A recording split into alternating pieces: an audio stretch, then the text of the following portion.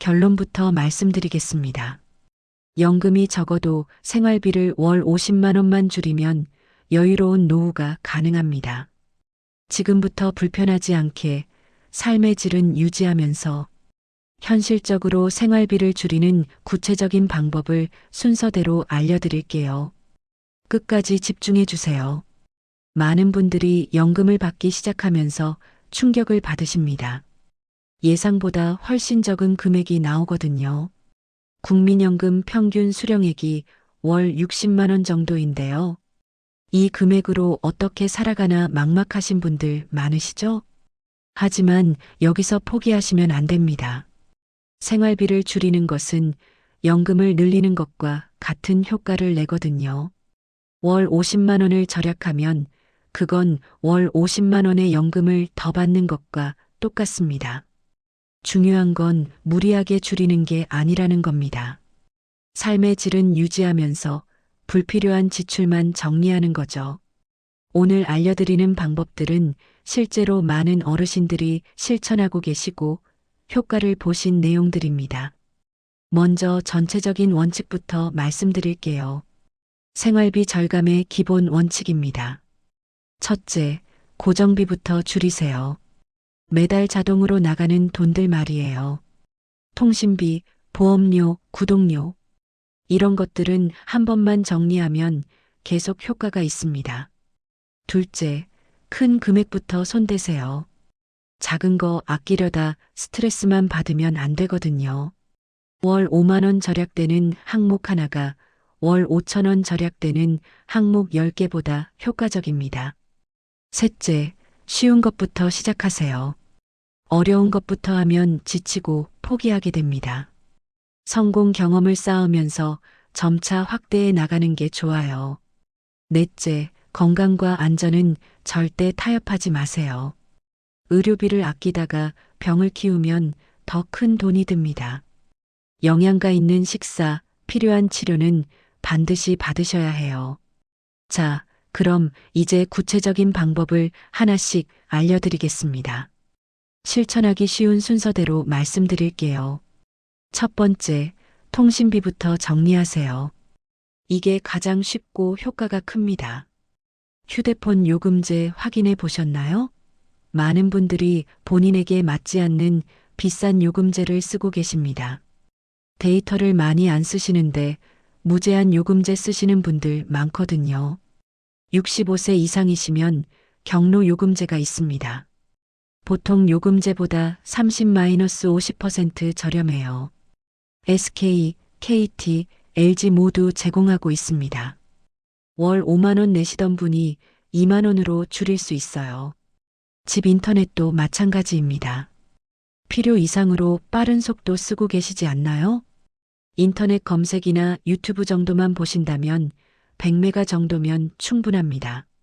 기가 인터넷 쓰실 필요 없어요. 통신사에 전화해서 요금제 변경 요청하시면 됩니다. 이것만으로 월 3-5만 원 절약 가능합니다. 1년이면 36-60만 원이에요. 두 번째, 보험을 정리하세요. 이것도 큰 효과가 있습니다. 나이 드시면 보험료가 계속 오르는데 보장 내용은 줄어듭니다. 중복 가입된 보험도 많고요. 실손보험 여러 개 들어놓으신 분들 계신데 실손은 하나만 있어도 돼요. 보험 설계사나 재무 설계사에게 무료 상담 받아보세요. 불필요한 보험 정리하고 꼭 필요한 것만 남기는 겁니다. 월 20만 원 내시던 분이 10만 원으로 줄이는 경우도 많습니다. 특히 종신보험은 해지하시는 게 나을 수 있어요. 유족에게 남길 돈이 충분하다면 말이죠. 해지환급금도 받으실 수 있고 매달 나가는 보험료도 절약됩니다. 세 번째, 구독 서비스를 점검하세요. 요즘은 이것저것 구독이 많잖아요. 넷플릭스, 유튜브 프리미엄, 신문 구독, 헬스장 회원권. 이런 것들 매달 자동으로 빠져나가는데 실제로 얼마나 이용하시나요? 한 달에 한두 번 보는 OTT에 월 10,000원씩 내실 필요 없어요. 정말 자주 이용하는 것만 남기고 나머지는 해지하세요. 필요할 때만 한 달 결제하고 끊으면 됩니다. 이것만으로도 월 2-3만 원은 절약됩니다. 헬스장도 마찬가지예요. 동네 공원에서 운동하시거나 경로당 프로그램 이용하시면 무료입니다. 월 7-8만 원 아끼실 수 있죠. 잠깐 여기서 중요한 게 있습니다. 주거비 절감입니다. 네 번째, 난방비와 전기세를 줄이세요. 이게 겨울철 생활비의 큰 부분을 차지하거든요. 보일러 온도를 1도만 낮춰도 난방비가 7% 줄어듭니다. 23도에서 21도로 낮추시면 14% 절약이에요. 두꺼운 옷 한 벌 더 입으시면 충분히 견딜 수 있습니다. 창문에 뽁뽁이나 단열 필름 붙이세요. 몇천 원이면 살 수 있고 난방 효율이 크게 올라갑니다. 문풍지도 꼭 붙이시고요. 이것만으로 월 3-5만 원 절약됩니다. 전기세는 누진세 구간을 조심하셔야 해요.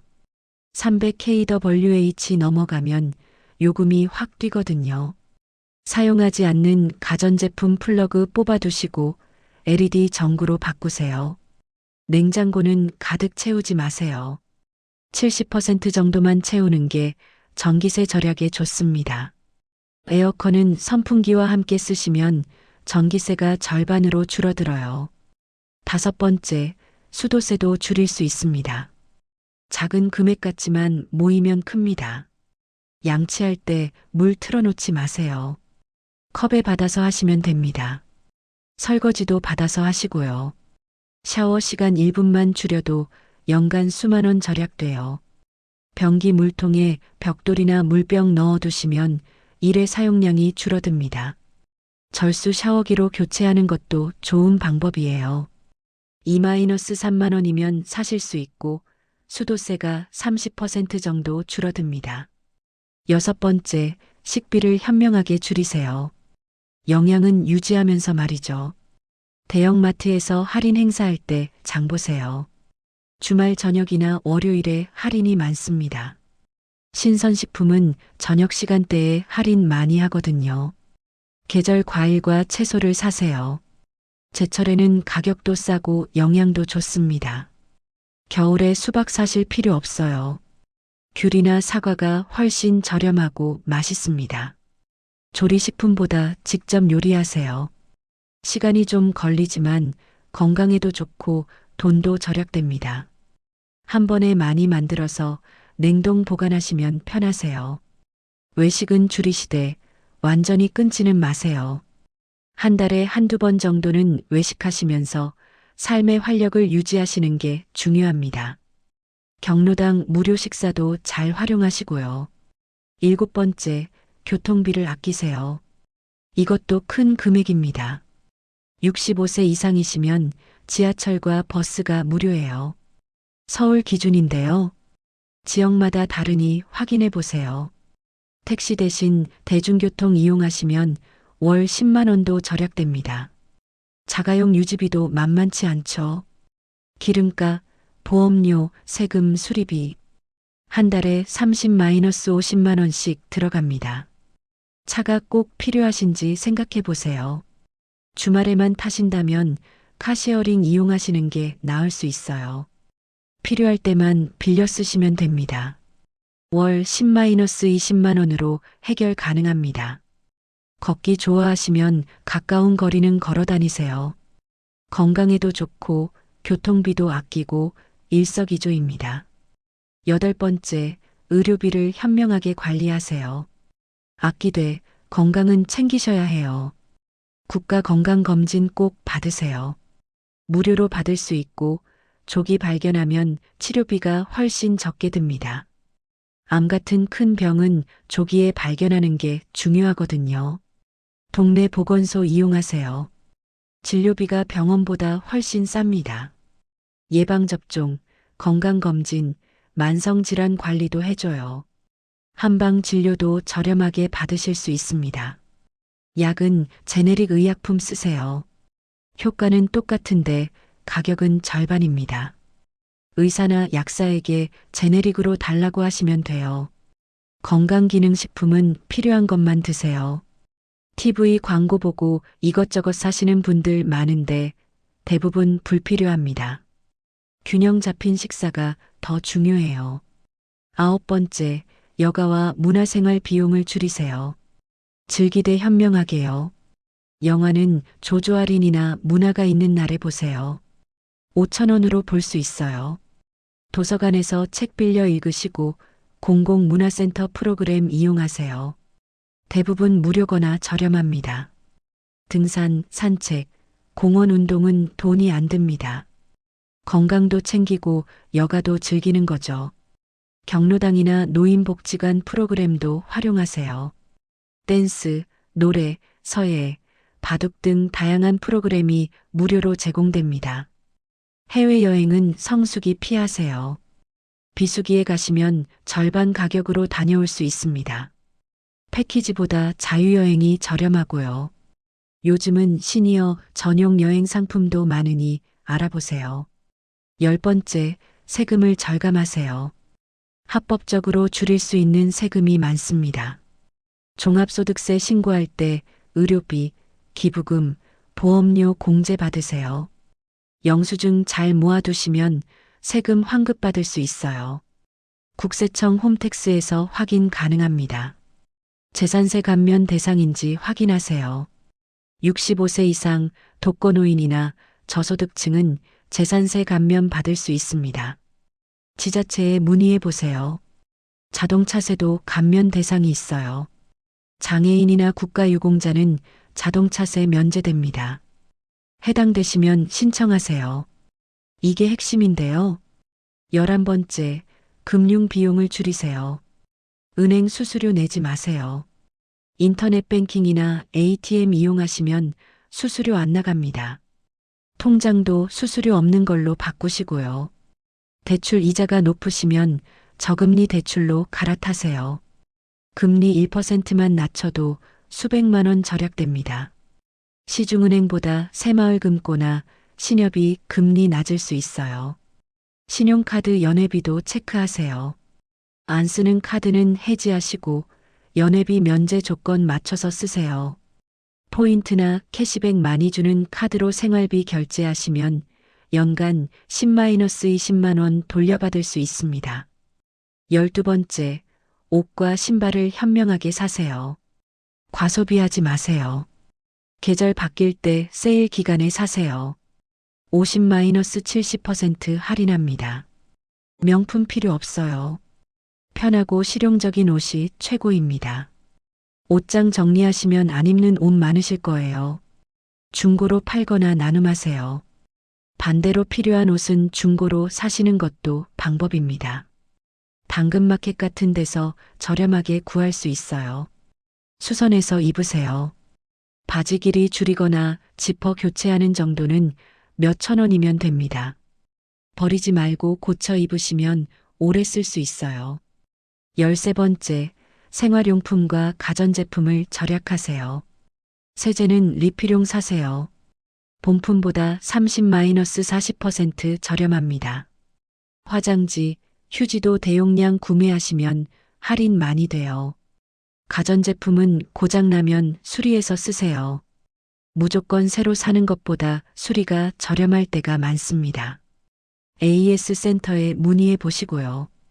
명절이나 연말에 가전제품 할인 많이 합니다. 급하지 않으시면 그때까지 기다리셨다가 사세요. 같은 제품을 절반 가격에 살 수도 있어요. 14번째, 취미와 교육비를 줄이세요. 배우대 돈 안 들이고요. 유튜브에 무료 강의 많습니다. 영어, 컴퓨터, 요리, 운동 등 웬만한 건 다 있어요. 돈 내고 학원 다닐 필요 없습니다. 도서관에서 책 빌려 읽으세요. 신간도 있고 DVD도 빌릴 수 있어요. 평생교육원이나 문화센터 강좌도 저렴하거든요. 한 강좌에 3-5만 원 정도면 3개월 배울 수 있습니다. 취미생활도 돈 안 드는 걸로 하세요. 등산, 사진, 글쓰기, 그림 그리기. 이런 건 초기 비용만 조금 들고 계속 즐길 수 있어요. 15번째, 경조사비를 합리적으로 관리하세요. 친하지 않은 사람 경조사는 안 가셔도 됩니다. 부담 갖지 마세요. 정말 친한 사람, 가까운 친척만 챙기시면 돼요. 경조사비 금액도 부담 갖지 마세요. 5만 원이면 충분합니다. 관계에 따라 3-10만 원 사이에서 정하시면 돼요. 무리해서 많이 낼 필요 없어요. 화환이나 조화 보내는 것도 줄이세요. 전화 한 통, 문자 한 통으로 마음 전하는 게 더 진실됩니다. 자, 여기까지 15가지 방법을 알려드렸습니다. 그럼 어떤 순서로 실천하면 좋을까요? 첫 주에는 통신비, 보험, 구독 서비스부터 정리하세요. 전화 몇 통이면 되고 효과가 바로 나타납니다. 둘째 주에는 주거비 절감 실천하세요.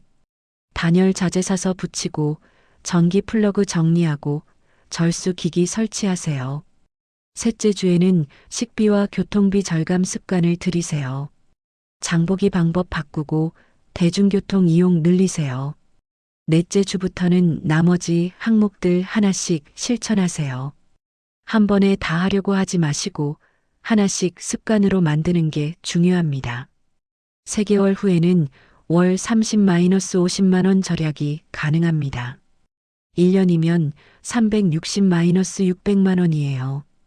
이 정도면 연금이 적어도 충분히 생활하실 수 있습니다. 중요한 건 삶의 질을 포기하지 않는 겁니다. 필요한 건 쓰시고 불필요한 것만 정리하는 거죠.